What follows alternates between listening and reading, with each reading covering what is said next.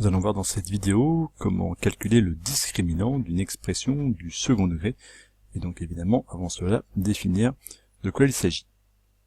Nous allons repartir ici avec la représentation graphique d'une fonction du second degré, et écrite sous forme polynomiale, f de x égale à ax carré plus bx plus c, et avec les trois paramètres a, b, c ici qui peuvent évoluer.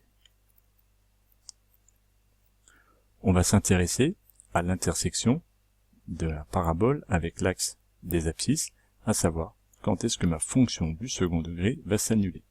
On voit que dans la situation qui est ici, il y a deux valeurs qui vont annuler ma fonction du second degré, où ma parabole intersecte deux fois l'axe des abscisses. Et on voit qu'en modifiant les paramètres, on peut avoir deux solutions comme ici. Un cas limite ici, où ma parabole frôle, on dirait que l'axe des abscisses est tangent à ma parabole, il n'y a plus qu'un point de contact, et donc, pour le coup, là, cette fonction s'annulerait en une seule valeur. Ou troisième cas de figure, la parabole là est toujours du côté positif, elle ne s'annule jamais, et du coup, la fonction du second degré s'annule jamais. Il y a donc trois cas de figure dans les fonctions du second degré. Quand on cherche à les résoudre, f de x est égal à 0, soit il n'y a aucune solution dans des cas de figure comme ceci, soit il y a une solution dans le cas tangent, soit deux. On observerait exactement les mêmes situations avec les paraboles inversées tournées vers le bas, en changeant le signe de a. Ici, nous avons une fonction du second degré qui sera en permanence négative. La parabole là admet un sommet ici, mais dont l'ordonnée reste négative. Cette fonction du second degré ne serait jamais égale à 0. Et en montant un petit peu, il y aurait un point, comme tout à l'heure, de contact entre ma parabole et l'axe des abscisses, et ma fonction du second degré aurait une solution qui s'annule, et en montant, on aurait deux solutions.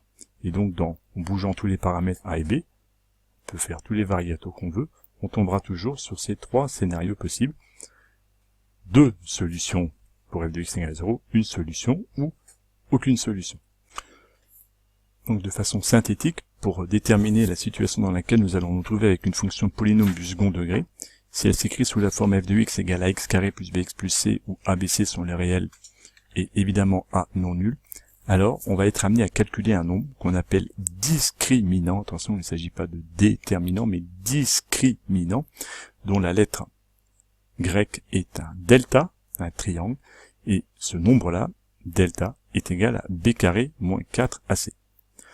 Nous allons voir après à quoi sert ce discriminant, à quoi sert ce delta, mais le signe et l'étude de ce nombre-là nous permettra après de répondre à la question, ma fonction du second degré a-t-elle 0, une ou deux solutions dans l'équation, là f de x est égal à 0, ou autrement ma parabole a-t-elle 0, 1 ou deux points de contact avec l'axe des abscisses.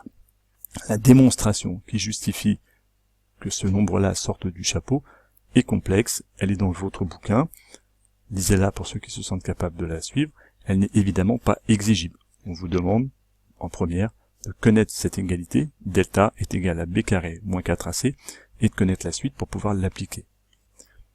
Par exemple, si on me demande de calculer le discriminant de la fonction f définie sur R par f de x égale à 2x carré plus 5x plus 2, alors la première étape est de déterminer les trois coefficients, a qui vaut 2, b qui vaut 5, c qui vaut 2, ensuite on applique bêtement la formule, delta est égal à b carré moins 4ac est égal à 5 au carré moins 4 fois 2 fois 2, 25 moins 16 est égal à 9.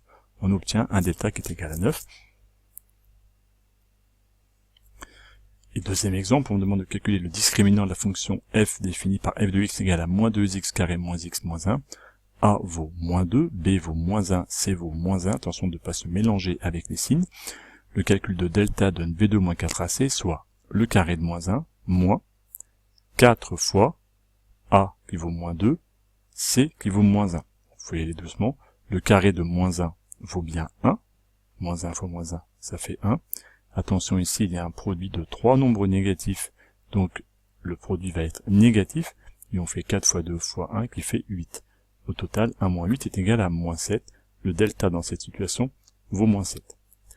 Pour savoir comment utiliser le discriminant, le delta, pour interpréter le nombre de solutions de l'équation f de x égale à 0, rendez-vous dans la prochaine vidéo.